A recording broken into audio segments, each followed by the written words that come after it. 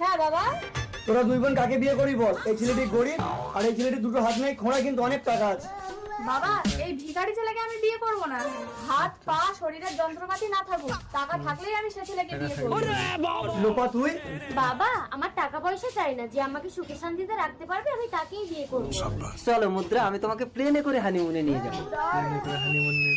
চলো লোপা, আমি তোমাকে কোলে করে হানিমুনে নিয়ে যাবো।